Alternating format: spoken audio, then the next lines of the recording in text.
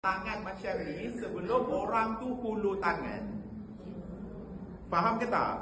Contohnya kalau dekat Malaysia, tambahnya orang Melayu, diorang ada dah tahu dah kebatasan agama. Selalunya non-Muslim, kalau Muslim tak salam, kalau bukan mahram, lelaki perempuan tak bersalam. Betul ke tak? Tapi misalnya anda pergi ke luar negara, mungkin dia tak tahu kita punya, apa nama?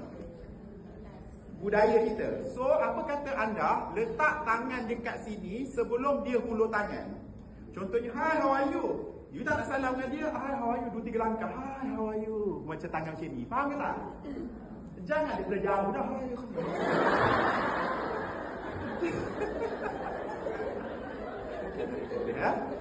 Dan kini saya kembali lagi.